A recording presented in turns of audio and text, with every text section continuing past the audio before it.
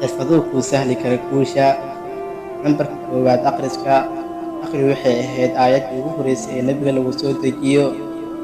Markii nebiga sallallahu alayhi wasallam lagu yidhi akhri, waxaan akhriyaa ayuu ku yidhi.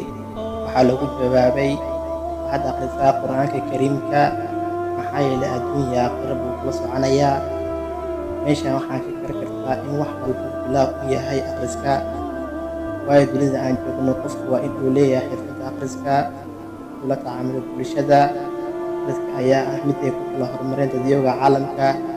Waa xirfad muhiim ah guulaysta uu leeyahay xilli wax u akhri iyo xilli kale. Ha ku akhrin meel kasta, yeelo meel kuu gaar ah oo bari jirkaaga inuu ku xasilo akhrinta waxyaabaha aad ku haminayso inaad gaarto.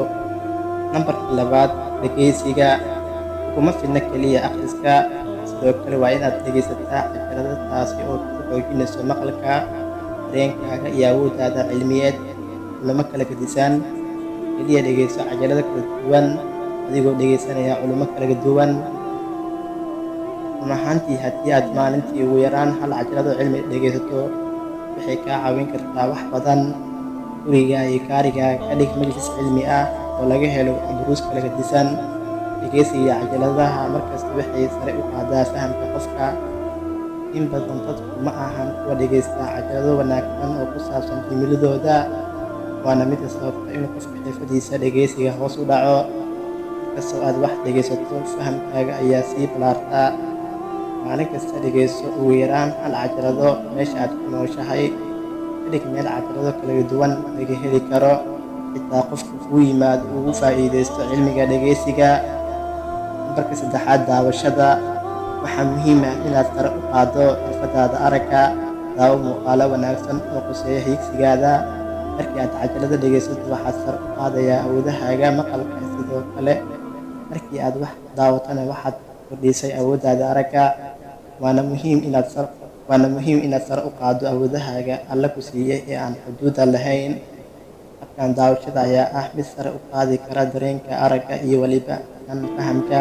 Sidaas darteed, maalin kasta waa inaad daawataa shay wax fiican kugu soo kordhin kara.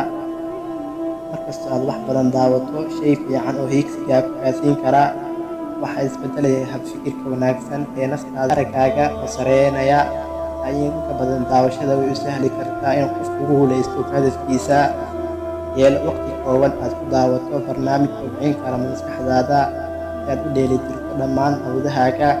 Nambarka afraad, diyaarin. Qaado dadka qaar ka mid ah, maxaa yeelay markaad dadka la joogto kuwa doonaya in ay horumariyaan xirfadooda, wax macquul ah inaad dadka kala kulanto dad wanaagsan oo ka caawinaya inaad horumarto. Marka aad tahay qof wax diyaarin kara, waxaa u leedahay guusha, waayo qofku markuu yaqaano habka diyaarinta ayuu soo bandhigi karaa hankiisa.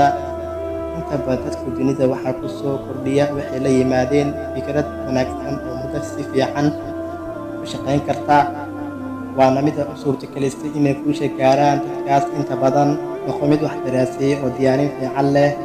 Markaad wax wanaagsan diyaariso, u soo bandhig dadka saaxiibadaada la tahay oo ku dhiirigeliya. Markasta noloshaada ku qaado akhrin, diyaarin, daawasho iyo dhegeysi aad wax wanaagsan ka faa'iidaysato. Kobcinta maskaxdaada iyo fikir wanaagga. Markasta aad heer u gaarto, ku dadaal xirfadaha. Cuntada waa quudinta jirka, akhriskuna waa quudinta caqliga. Taas oo isku tagayna waxay ku gaarsiin karaan guusha insha Allah.